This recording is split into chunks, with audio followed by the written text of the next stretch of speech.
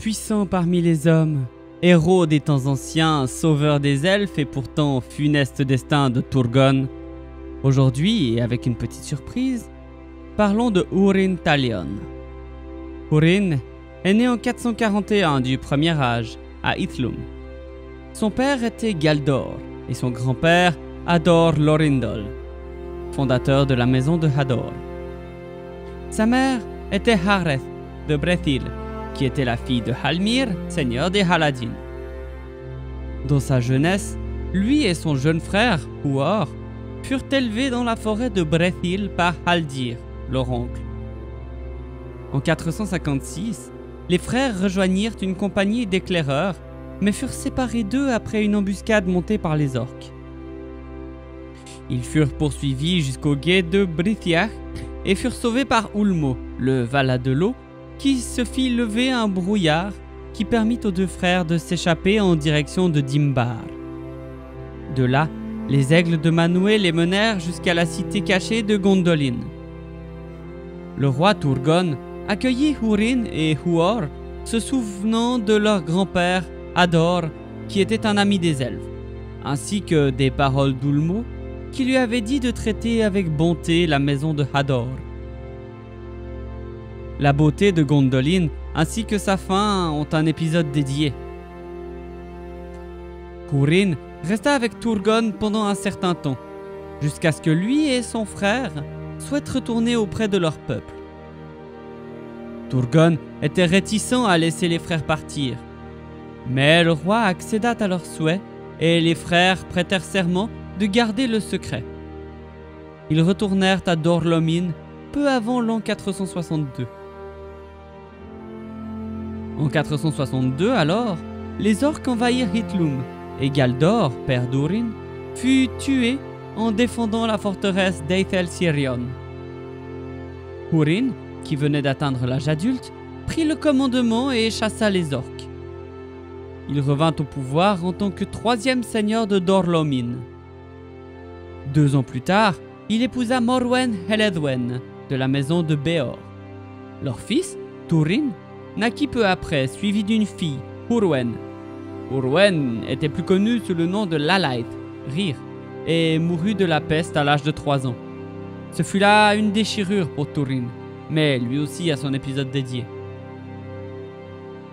En 472, l'alliance connue sous le nom de Union de Maedhros mena les elfes, les nains et les hommes à l'assaut d'Angband. Húrin motiva et mena son peuple à rejoindre l'armée menée par le haut roi Fingon. Lors de la bataille, plus tard nommée Nirnaeth Arnoediad, ou bataille des larmes innombrables, l'Union fut vaincue par les vastes hordes de Morgoth.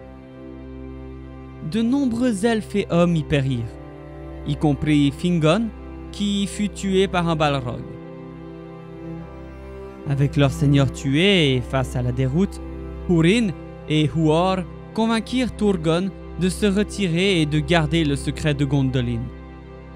Pour défendre sa fuite, les hommes de Dor-lómin formèrent une arrière-garde près du col de Sirion et la tinrent, laissant le temps à Turgon de rassembler le reste du peuple de Fingon et l'armée de Gondolin pour s'échapper. La localisation de Gondolin resta alors secrète, mais pour les hommes de Dor-lómin, ce fut leur dernier combat, car ils ne voulaient pas abandonner les terres du Nord et furent massacrés par les armées de Morgoth. Près des marais de Serech, Huor fut tué d'une flèche dans l'œil, mais Húrin resta inébranlable, en criant « Aure en Tuluva » pour chaque ennemi qu'il tuait avec sa hache. Il combattit jusqu'à ce qu'il soit enseveli sous le poids des corps de ses ennemis. Puis, Gothmog, seigneur des Balrogs, le lia et le traîna vers Angband. Húrin fut amené devant Morgoth, car il avait appris, par ses espions, que Húrin était ami avec Turgon, et fut torturé pour obtenir le secret de la localisation de Gondolin. Comme il ne cédait pas, Morgoth le maudit, lui et tous les siens. Le seigneur des ténèbres enchaîna ensuite Húrin à une chaise sur les pentes du Tengorothrim, où, grâce à la sorcellerie de Morgoth, il pouvait assister aux tragédies qui allaient s'abattre sur sa famille. Cependant, Morgoth dissimula une grande partie des actes de Turin, et ce que Húrin vit était déformé, des mensonges se mêlant à la vérité. Mais sur tous ceux que tu aimes, ma pensée pèsera comme un nuage de malheur, et elle les fera tomber dans les ténèbres et le désespoir. Partout où ils iront, le mal surgira. Chaque fois qu'ils parleront, leurs paroles seront mauvaises. Tout ce qu'ils feront se retournera contre eux. Ils mourront sans espoir, maudissant la vie et la mort. Ainsi parla Morgoth à Húrin. Pendant 28 ans, Húrin regarda la malédiction s'abattre sur Turin et Nienor, sa fille née peu après sa capture, et sur ceux qu'ils rencontrèrent. Les actions de Turin menèrent à la destruction de Nargothrond, l'un des derniers royaumes des Noldor, et d'autres aussi sombres. Il ne restait des Noldor plus que Gondolin. Après la mort de ses enfants, Morgoth libéra Húrin, où il espérait pouvoir poursuivre sa malice.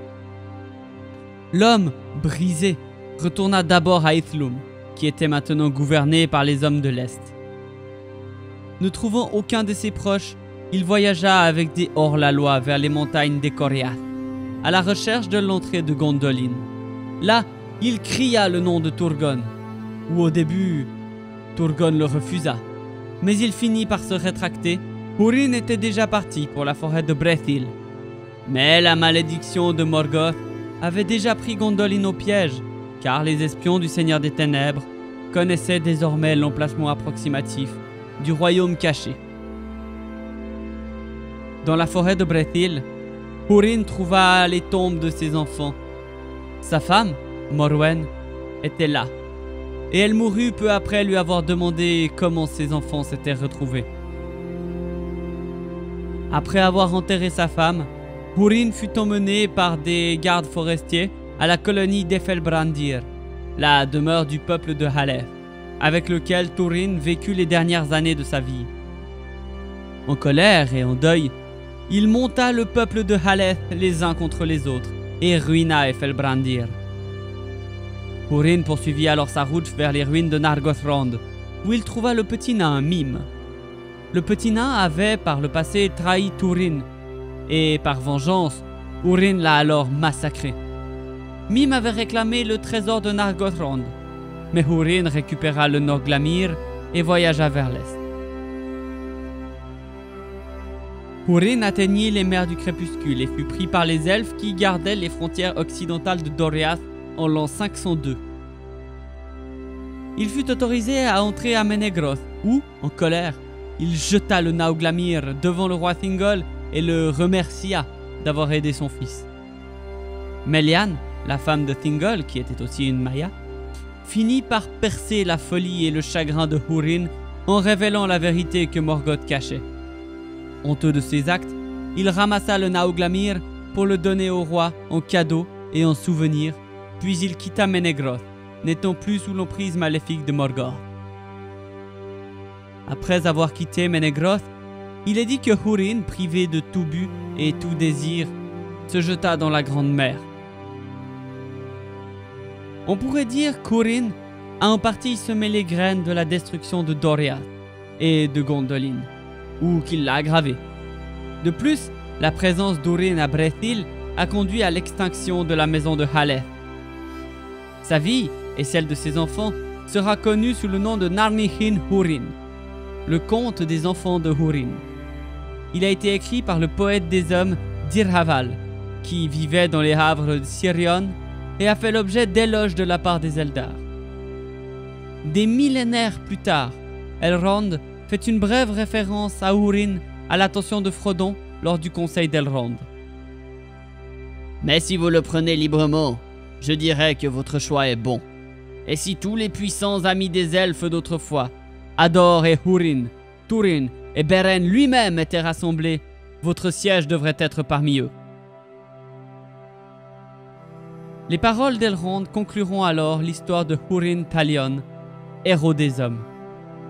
Je voudrais faire un immense merci à Alt236 pour son interprétation de Morgoth. Si vous ne connaissez pas son travail, foncez tout de suite. Vous trouverez là un monument de YouTube francophone. Sa chaîne est en description. Sinon, la chanson habituelle. N'hésitez pas à vous abonner si mon contenu vous plaît et tout le reste. Merci d'avoir écouté ma vidéo et à très bientôt en Terre du Milieu. Ciao!